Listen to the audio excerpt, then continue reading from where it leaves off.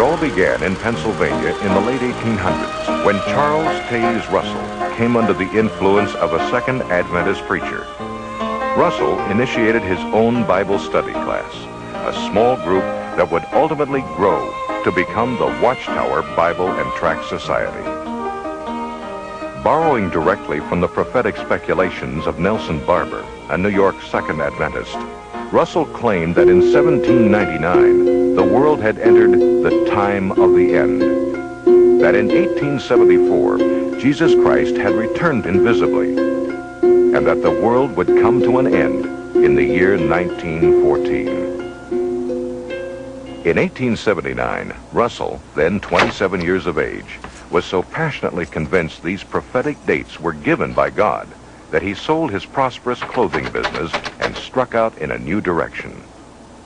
With very little education or theological background, he began printing the magazine Zion's Watchtower and Herald of Christ's Presence. Known today as the Watchtower, this publication, which has grown from an initial printing of 6,000 to well over 288 million copies annually, dictates all major doctrines to Jehovah's Witnesses. During his lifetime, Russell authored a vast amount of literature, including a series of volumes entitled Studies in the Scriptures. According to Russell, no one could understand the Bible without these books, and reading the Bible alone would lead only to spiritual darkness.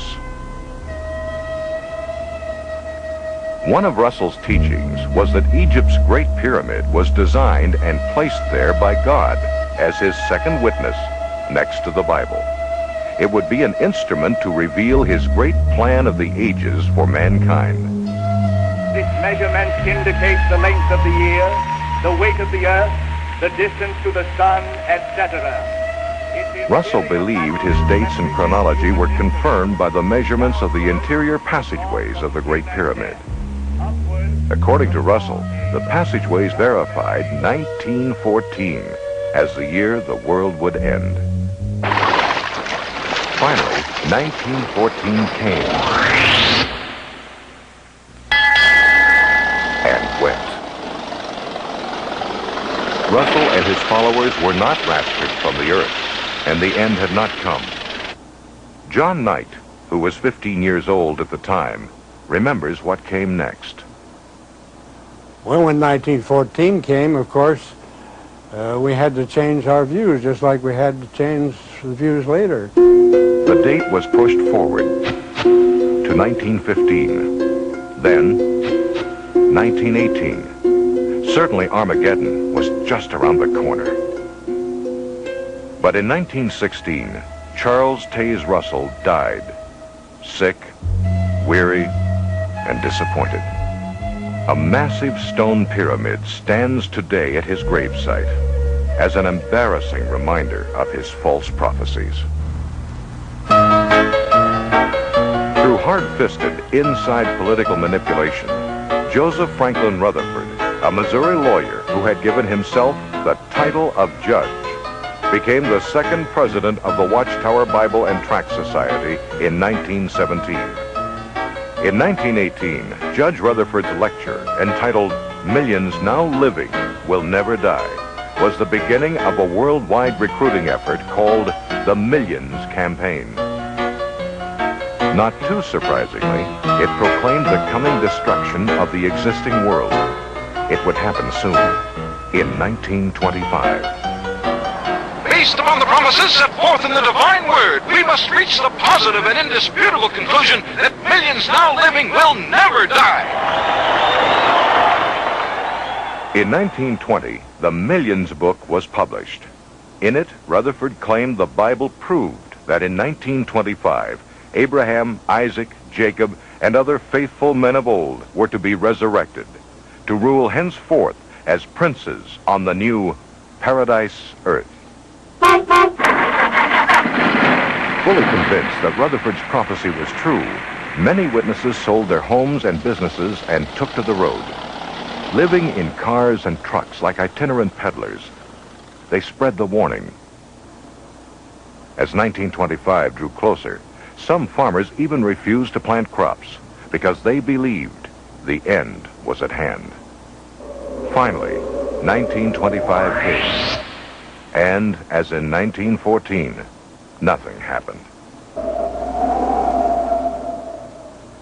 Once again, the Watchtower Society's prophecy had proven false.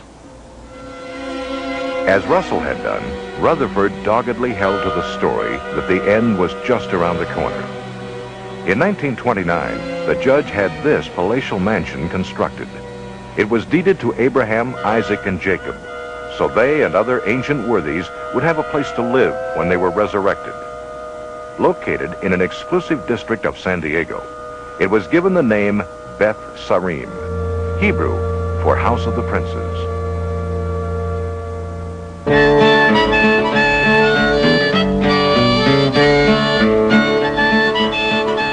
The world entered the Great Depression, but Rutherford lived like a millionaire, spending the winter months at Beth Sarim, summering in Europe. As Americans suffered through poverty and deprivation, Rutherford enjoyed the use of two 16-cylinder Cadillacs.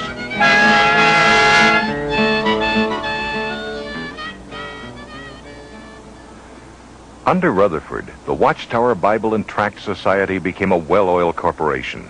New books, literature, and tracts poured forth in a flood to be sold door to door by faithful witnesses. He drove his followers to labor hard for the Lord.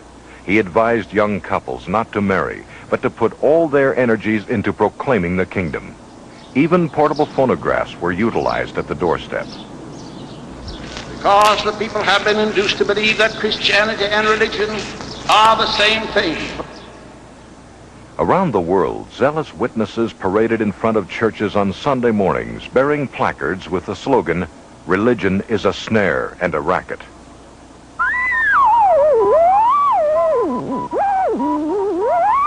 Keeping up with the times, the Society constructed its own radio station, and by 1933, there were 403 stations nationwide broadcasting Rutherford's abusive railings against the clergy, politicians, and what he referred to as the greedy commercialists.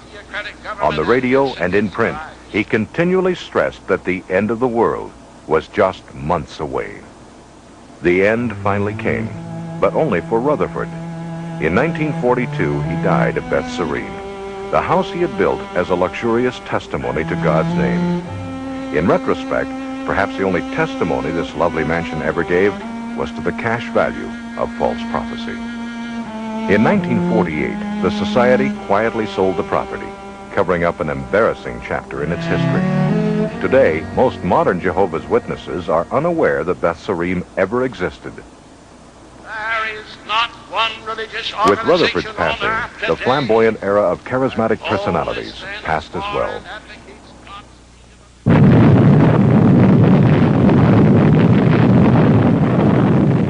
Today, fueled by the anxieties of a nuclear age, the Watchtower Society is a multinational corporate giant, spreading its new message of doom to every corner of the globe. Standing between God and the millions of Jehovah's Witnesses is an autocratic ruling council called the governing body. Because Jehovah's Witnesses believe the Word of God is channeled to humanity through this elite committee alone, these men rule with unchallenged authority. Every witness is subject to their dictatorship, from the cradle to the grave.